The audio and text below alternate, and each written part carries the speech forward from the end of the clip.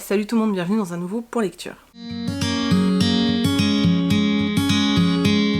Aujourd'hui on se retrouve pour un Point Lecture, c'est un exercice, c'est une vidéo que je n'ai pas fait depuis 4-5 mois, je sais même plus tellement ça date. Pendant toute la période de confinement et même un peu après, j'avais fait le choix de vous faire des reading vlogs. Ça me permettait en fait, bon vu qu'on était à la maison que je lisais beaucoup plus, ça me permettait en fait de vous parler de mes lectures tout de suite et de pas faire des points lecture à méga rallonge, hein, parce qu'un point lecture avec 10 livres pour moi c'est dur à faire, hein, faut savoir déjà, et puis pour vous je trouve que c'est à la limite de l'indigeste quand même. Sauf qu'il y a certains romans que j'avais lus avant et je savais pas trop comment les placer. Finalement, il y en a certains que j'ai choisi de ranger directement et de pas vous en parler. Pendant le confinement et après le confinement, j'ai gardé quelques titres pour quand même pouvoir faire des points lecture. Ce que j'expliquais dans un reading vlog, donc je vais vous le dire ici aussi pour ceux qui regardent pas les vlogs, ce que je peux comprendre aussi, hein. Ce que je vais faire dorénavant, parce que j'ai vraiment pris goût au reading vlog, c'est-à-dire que j'aime énormément vous parler de ma lecture dès qu'elle est terminée à chaud. Voilà, c'est super frais dans ma tête et je trouve que, voilà, je sais pas, j'aime vraiment beaucoup. Je trouve ça moins, vous voyez, moins cadré, etc. Ça me permet de ranger mes livres tout de suite dans la bibliothèque, ce qui n'est pas négligeable, hein, sachons-le. J'aime beaucoup ce format, mais j'ai pas du tout envie de perdre les points lecture qui pour moi font intégralement partie de l'essence d'une chaîne booktube. Donc je vais faire un mix des deux en fait. Donc il y a certaines lectures que vous ne verrez pas, hein, clairement dans les points lecture, puisqu'ils seront dans les reading vlogs, et puis dans certains qui seront en point lecture et pas en reading vlog. Je ne sais pas trop comment. Je sais pas trop comment je déciderai lequel je mets où. Sincèrement, pour le moment, je le fais totalement au feeling. Je pense que ça continuera comme ça, en fait, au feeling. Voilà, c'était une très longue intro, je suis désolée, c'était juste pour vous redire un petit peu comment on allait s'organiser sur les mois à venir. En plus, là, avec l'été, etc., j'ai un rythme. Oui, pour moi, on est déjà en été, ici, il fait une chaleur à crever, donc pour moi, c'est déjà l'été.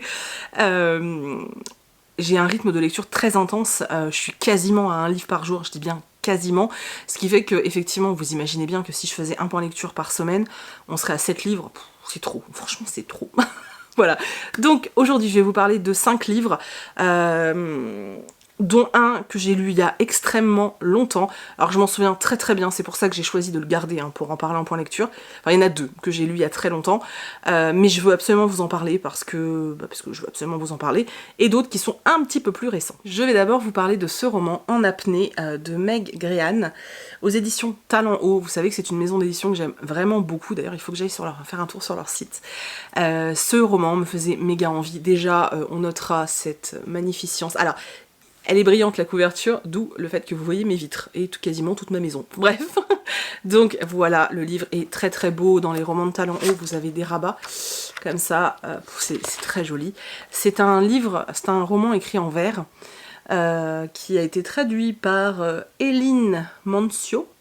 Voilà, je précise jamais les traducteurs, mais c'est important.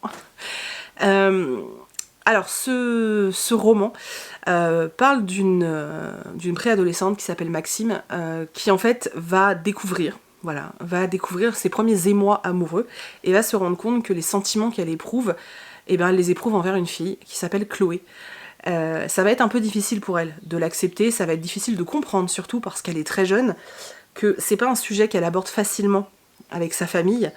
Elle va se poser énormément de questions. Il va y avoir beaucoup d'images et de métaphores liées à l'océan, ce qui donne le titre et ce qui donne également cette magnifique couverture, parce que Maxime est très très curieuse, elle se renseigne de beaucoup de choses, et elle a une fascination pour les animaux marins et pour la mer, mais en même temps elle en a très très peur.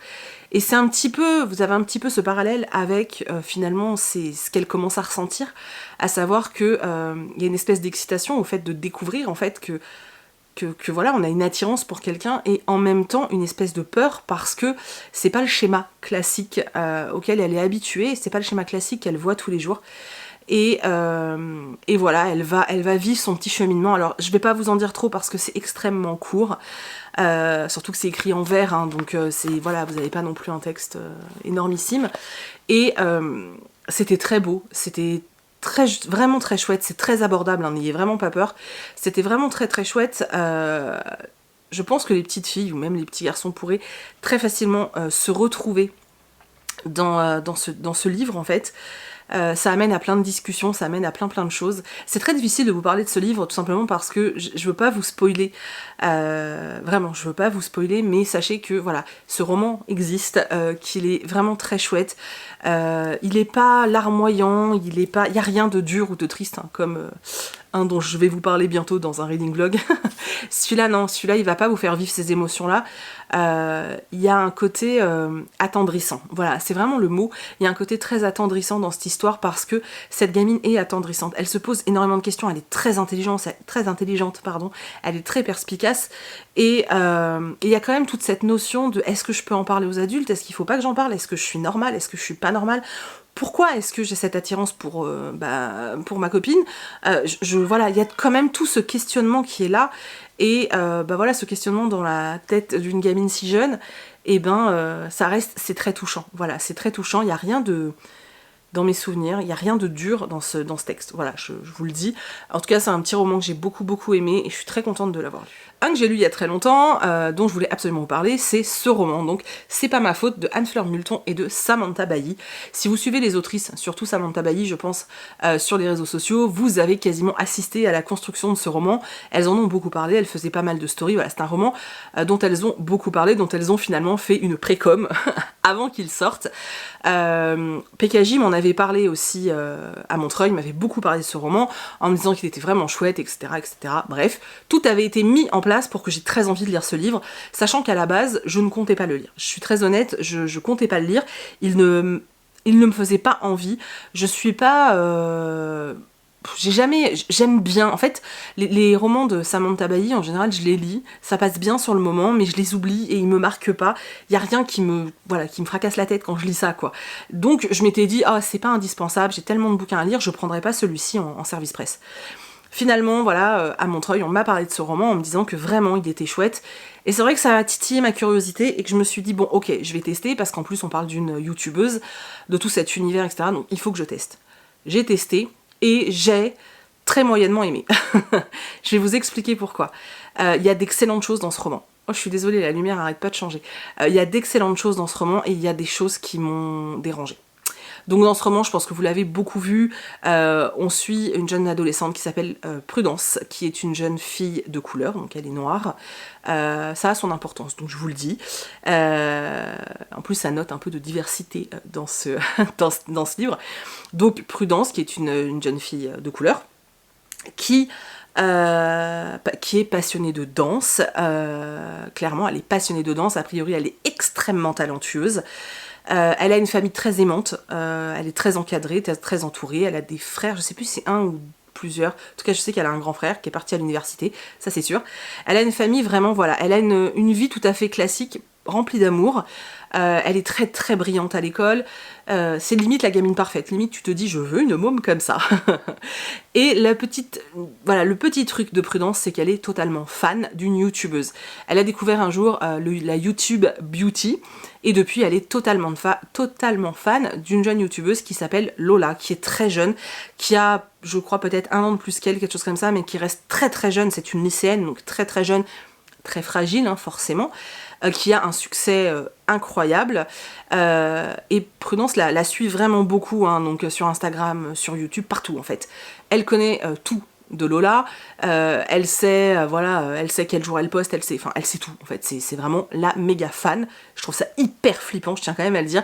Moi quand je lisais ça, j'étais ultra mal à l'aise, et je me disais mais heureusement que je ne suis pas une youtubeuse de 16 ans qui attire des fangirls, parce que vraiment, je trouve ça flippant de ouf.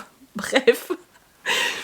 Et un jour, en fait, du jour au lendemain, Prudence va se rendre compte qu'en fait, il n'y a plus de posts de la part de Lola.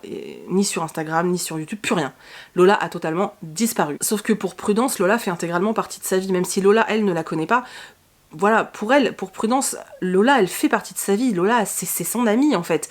Et pour elle, c'est impossible de laisser passer ça, parce qu'elle reste convaincue que si Lola n'est plus sur les réseaux, c'est que clairement, il s'est passé quelque chose de très grave, et elle veut aider Lola en fait. Elle part vraiment dans cette idée-là, déjà de la retrouver, de la rencontrer, mais également de l'aider. Donc elle va partir dans une aventure folle qui va la faire aller à l'autre bout de la France. Alors ça c'était un peu what the fuck, mais bon bref.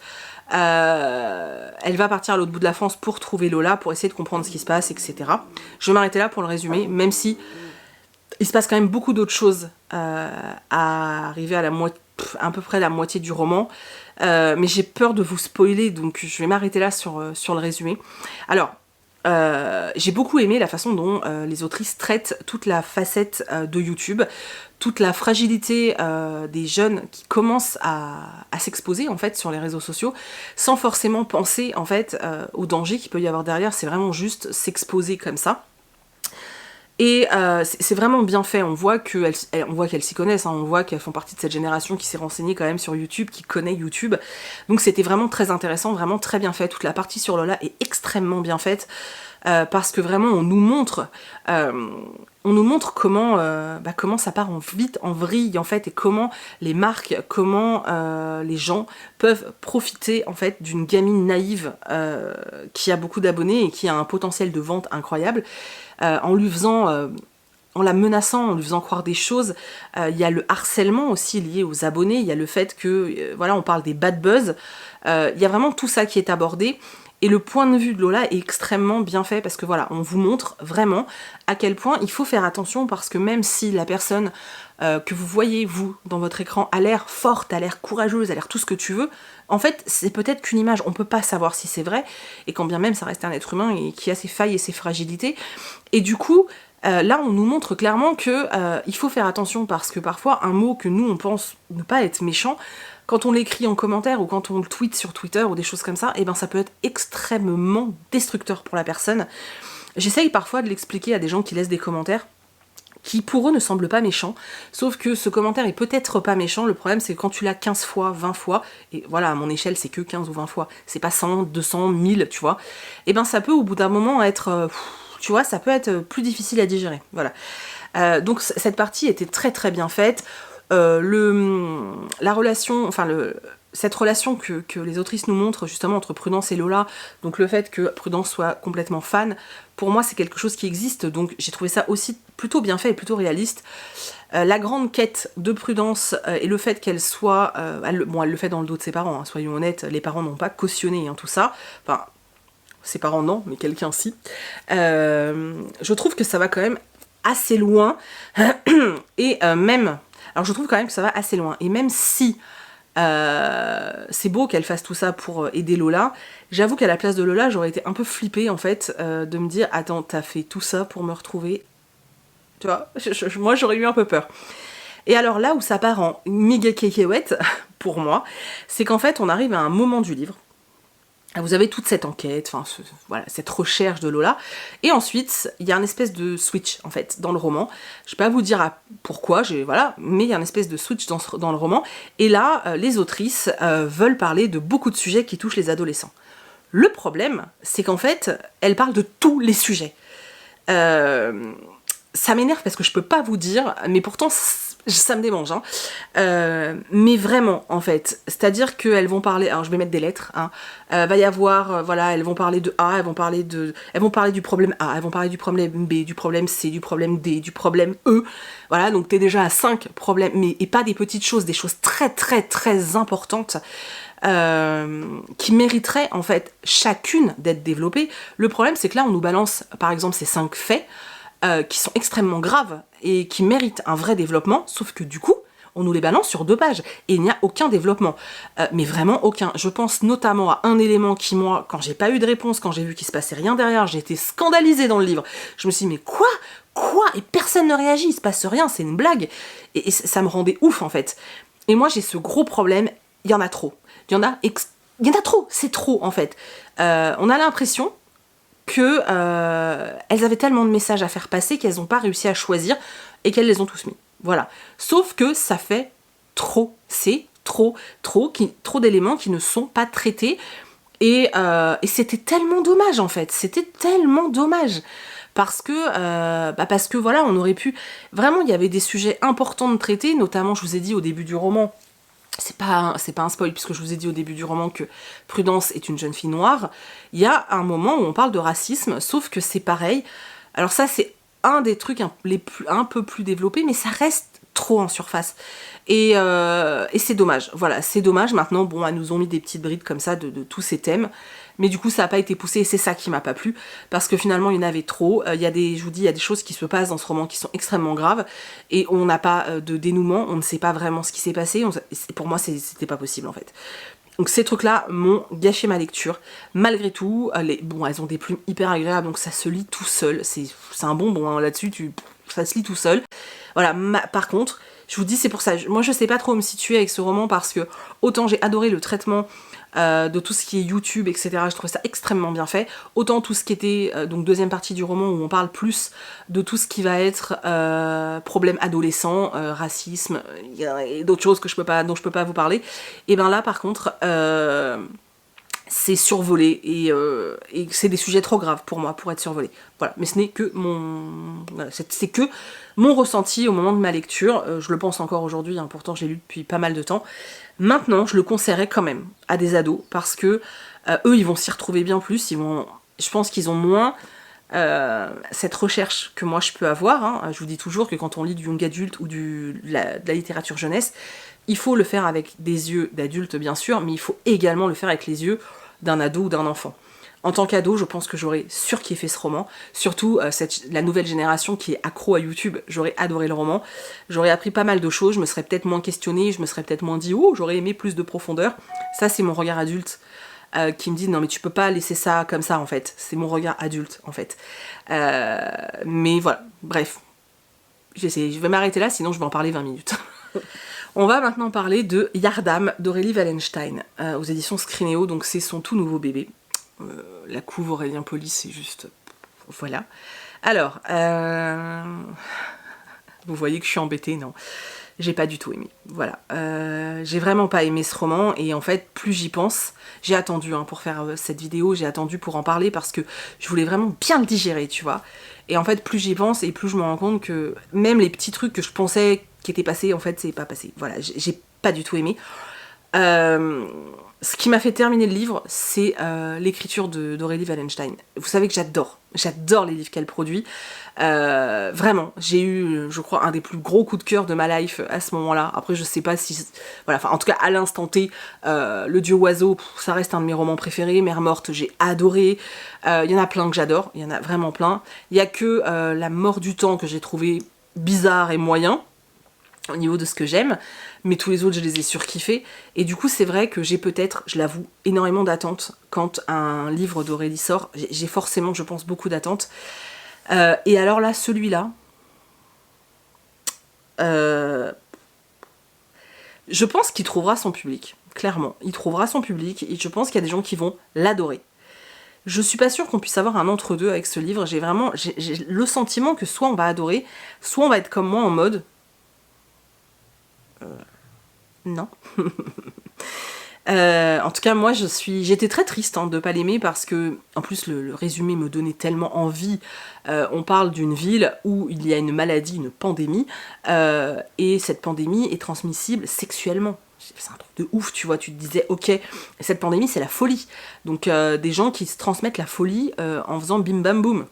Truc de ouf, tu vois. Et en fait, non, ça matche pas du tout. Donc, Yardam, c'est l'histoire de la ville de Yardam, voilà, et d'un jeune homme qui s'appelle Kazan. Enfin, moi, je l'appelle comme ça, ça peut se prononcer Kazan aussi, mais c'est pas très joli. Voilà. Donc, c'est l'histoire de Kazan qui a une maladie, en fait, qui n'a pas de nom. Voilà, cette maladie n'a pas de nom. En fait, à partir du moment où toi, tu as cette maladie, à chaque fois que tu vas avoir un rapport sexuel avec quelqu'un, tu vas lui transmettre une de tes voix. Et du coup, cette personne va avoir elle aussi la maladie et avoir cette capacité d'absorber les âmes. En fait, c'est pas une vraie folie, c'est-à-dire que dans la ville de Yardam, on voit apparaître ce qu'on appelle des coquilles vides. Donc des gens qui semblent ne plus avoir d'âme et qui semblent avoir un peu perdu la boule, en fait. Genre leur esprit n'est plus là. Et en fait, voilà, il y a ces coquilles vides et il y a les autres personnes qui, elles, ont une espèce de maladie qui crée le fait d'avoir des voix dans leur tête, voilà, donc ils partagent leur tête avec d'autres personnes, ce qui peut être très très avantageux puisque ils peuvent choisir qui ils absorbent comme âme, Et du coup, ils peuvent faire de cette maladie un avantage, puisque ça leur permet d'acquérir certaines capacités et certaines, voilà, plein de choses comme ça, puisque je sais pas si par exemple tu as besoin de braquer une banque, et ben tu vas aller manger l'âme, entre guillemets, hein, d'une personne qui sait s'occuper d'un coffre, par exemple. Hein. Voilà, et Kazan, lui, a pas mal d'âmes comme ça, hein, avec lui, hein, qui l'accompagnent tout au long. Et comme on va voir apparaître de plus en plus de coquilles vides dans Yardam, je sais pas si c'est hyper clair ce que je raconte, quoi qu'il en soit, comme on va voir apparaître de plus en plus de coquilles vides, on va décider de mettre la ville en quarantaine. Au moment où Kazan apprend que la ville va être mise en quarantaine, lui il veut fuir absolument, on est dans le tout début du roman, hein, je vous le dis là, va vouloir fuir, sauf qu'au moment où il va fuir, il va rencontrer deux personnes, un homme et une femme, qui se prétendent être médecins, qui eux essayent d'entrer à Yardam parce qu'ils veulent participer à l'effort collectif, et en fait ils veulent aider à trouver un remède. Sauf qu'on n'a pas le droit d'entrer ni de sortir hein, dans Yardam. Kazan va se décider à les aider en fait. Il a quand même une idée derrière la tête, hein, faut pas croire, c'est un personnage ignoble, j'ai détesté ce personnage. Il est mauvais, je l'ai détesté. Franchement, je l'ai détesté, je pense que c'est fait exprès, mais alors je l'ai... antipathique à souhait, en plus il fait des trucs abjects, tu comprends même pas ses vraies motivations à ce gars-là, tu te dis, mais en fait t'as pas de vraie raison de faire tout ça, mais tu le fais quand même, enfin... Il arrive à se convaincre tout seul qu'il a des vraies raisons, mais en fait non. Donc il va se décider du coup à aider entre guillemets ces deux médecins, donc cette femme et cet homme, qui sont en couple hein, d'ailleurs. Et on est dans cette ville, voilà, avec cette pandémie, avec le fait qu'il faut essayer de trouver une solution, avec Kazan qui finalement ne prêche que pour sa paroisse et n'en a absolument rien à carrer des autres.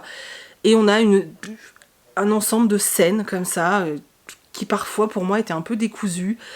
Je savais pas trop où j'étais, en plus je vous dis, je déteste ce personnage de Kazan, donc en fait le suivre c'était douloureux pour moi, vraiment. Le seul personnage que j'aimais à peu près c'était le médecin homme. Qui lui avait qui était un personnage que je trouvais assez intéressant. J'ai trouvé... Voilà, je peux même pas entrer dans les détails parce que je vais vous spoiler, mais il y a plein de scènes que j'ai trouvées... Il y a quelques scènes de sexe qui m'ont fortement dérangée. Alors, celui-ci, très souvent les livres d'Aurélie Wallenstein sont en young adulte. Très très souvent. Celui-ci est en adulte. On le voit par rapport au prix derrière. Celui-ci est en adulte d'après le tarif, et c'est normal, il y a des scènes de sexe, je pense notamment à une où j'ai été extrêmement mal à l'aise, mais vraiment, et j'étais en mode... Non, pourquoi en fait c'était sale en fait, pour moi, hein, la façon dont c'était fait, la façon dont c'était... Non. Je sais même pas quoi vous dire de plus en fait. Voilà, j'ai adhéré à rien en fait, et pour moi, vous savez à quel point j'aime cette autrice, hein. Donc c'est pas facile de vous dire ça, mais moi j'ai pas du tout aimé, mais pas du tout, et je l'ai fini, je vous dis, uniquement parce que j'adore la plume de l'autrice, et que je pense qu'avec une autre plume, un autre style d'écriture, j'aurais pas pu terminer. Mais là, voilà, j'arrivais quand même à tourner les pages grâce à ça en fait, parce qu'elle écrit super bien, et que du coup, je tournais quand même les pages. J'attendais aussi cet espoir de la fin va être géniale, et ça n'a pas été le cas. Enfin, pas pour moi, hein, voilà. Donc pour moi, c'était un fulgurant échec, je suis très triste, voilà. Maintenant, c'est ce que je vous disais au début, je pense qu'il y aura un public clairement pour ce livre, je sais qu'il y en a qui l'ont beaucoup aimé. Donc vous arrêtez pas peut-être juste à mon avis, moi je l'ai pas du tout aimé. C'est celui que j'aime le moins de l'autrice d'ailleurs, voilà. Maintenant ça ne change absolument rien à ce que je pense du travail de l'autrice, parce qu'elle a dû bosser comme une dingue pour ce roman. C'est juste qu'il n'est pas pour moi. En fait, je pense que le truc il est là, c'est que tout ce qui était, la façon dont c'est fait, tout, voilà, c'est pas pour moi. En plus, il y a plein d'éléments dont on n'a pas la réponse.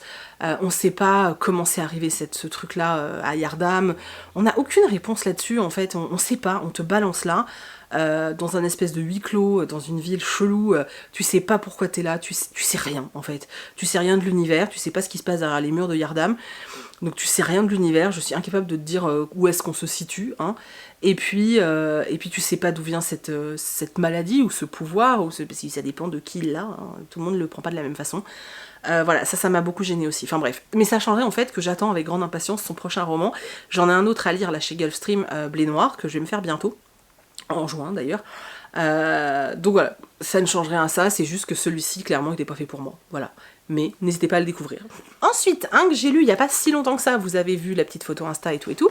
Donc il s'agit de Amazons de Céline Guffroy, aux éditions MXM, dans la collection Onirique. J'ai juste adoré ce roman, franchement. Je m'attendais à passer un bon moment, mais je m'attendais pas à autant adorer ce roman. Donc c'est un... Je sais même pas dans quelle case le mettre. C'est à la limite de l'urban fantasy et du roman contemporain. En fait, on va suivre 4 jeunes filles qui vont découvrir un jour que finalement elles sont des Amazones. Donc oui, on est dans la mythologie grecque. Chronos a fait des siennes il y a un certain temps et il a essayé d'éliminer tous les peuples des Amazones parce qu'en fait c'était les seuls qui pouvaient finalement le battre. Je vais pas vous refaire tout un cours sur la mythologie, mais en gros c'est ça, c'est extrêmement bien expliqué dans le roman, je tiens d'ailleurs à le préciser, c'est pas lourd du tout, c'est hyper fluide, ça passe tout seul, donc vraiment nickel. Et du coup, pour éviter que les 4 peuples des Amazones disparaissent, on a protégé les enfants, les femmes, donc forcément des Amazones, les 4 filles de ces 4 peuples, et on les a mis en fait dans le monde réel, dans votre monde, dans notre monde à nous, le vôtre, genre je ne fais pas partie de votre univers. Donc elles ont grandi et tout comme tout le monde, elles sont très très amies parce que tout a été fait pour qu'elles restent ensemble, et là on est dans le nord de la France, à Arras, c'est ça, à Arras.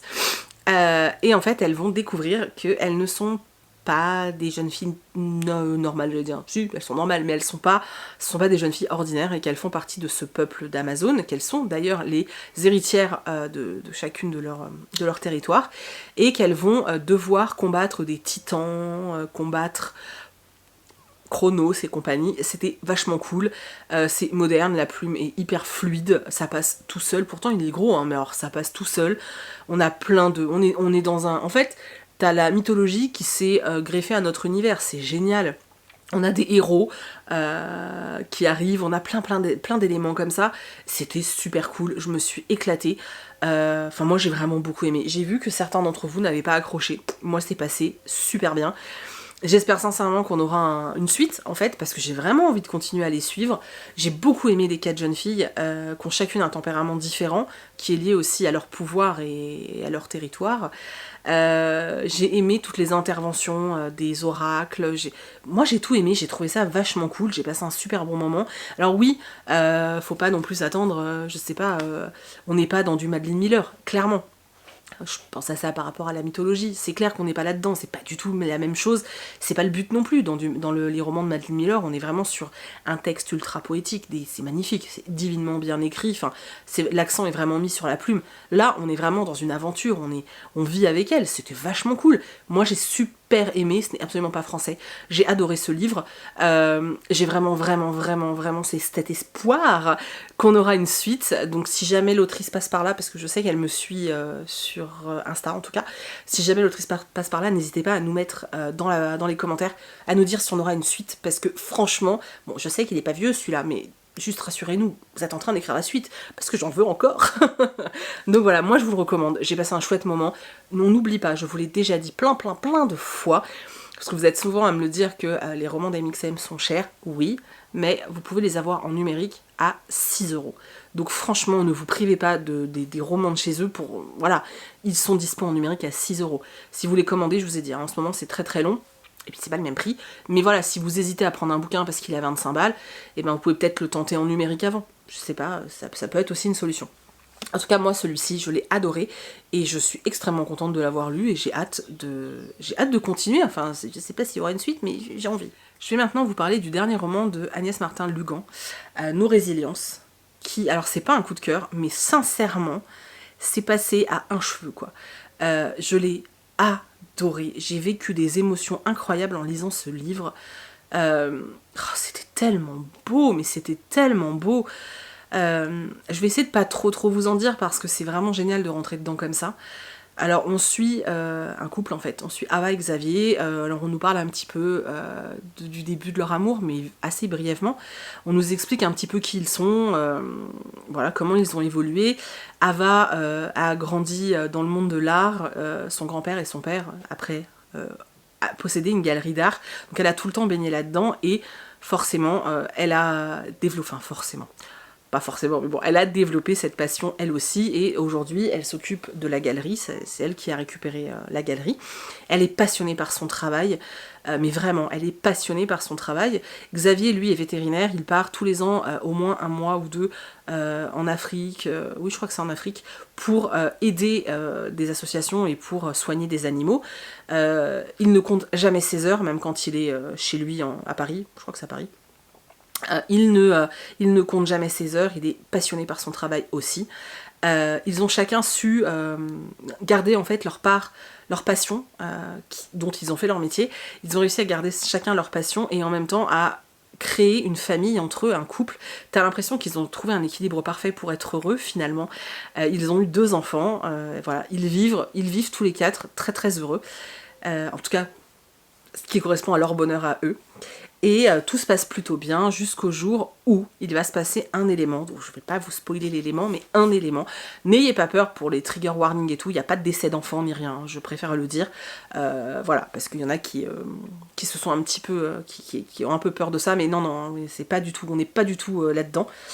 Bref, il va se passer quelque chose, un événement, et cet événement, en fait, va tout changer, va changer toute leur vie, va changer leur façon de voir leur vie, va changer leur façon de voir leur couple, en fait, et chacun, de son côté, Ava et Xavier, chacun de son côté va devoir apprendre à vivre avec cette nouvelle vie, à vivre avec ces nouveaux éléments que la vie leur a donnés. Et c'était magnifique, je peux pas vous en dire plus, mais c'était magnifique. En fait, la force, je trouve, des romans de cette autrice, et c'est à chaque fois, dans tous les livres que j'ai lus de l'autrice, c'est la même chose, elle a un don et une capacité incroyable à nous faire, enfin en tout cas chez moi ça marche, à transmettre des émotions autour des personnages. Vraiment, elle arrive à faire en sorte que ces personnages aient une humanité, une bonté, malgré le fait que parfois ils fassent des trucs avec lesquels on n'est absolument pas d'accord. Moi, dans ce livre-là, il y a un moment, Ava, elle fait un choix que... Ah, tu vois, j'étais en mode non. Mais je comprends, en fait. Je le cautionnais pas ni rien, mais je comprends. Et en fait, c'est ce que nous donne l'autrice. On a vraiment tous ces éléments-là. Et malgré tout ce qui va se passer pour les personnages, malgré le fait, enfin voilà, qu'on soit d'accord ou pas avec ce qui se passe, elle arrive à faire en sorte qu'on ressente ce que ressentent les personnages. Il y a des moments, j'ai détesté Xavier parce que je le trouvais mais tellement égoïste. Et puis après, je me disais, ouais, mais en même temps, il a raison d'être égoïste.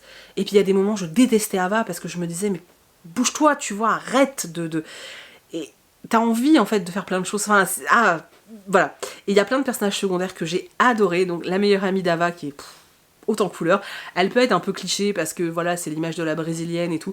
Donc, ça peut être peut-être un peu cliché, mais moi, je l'ai adorée, je l'ai trouvée trop cool, et j'arrêtais pas de me dire, oh, j'en veux une comme ça dans ma vie, moi aussi. En tout cas, voilà, j'ai passé un super moment. C'est pareil, je peux pas trop vous en dire, parce que il n'y a pas grand chose dans la 4e de couverture, et je voudrais surtout pas vous spoiler l'histoire.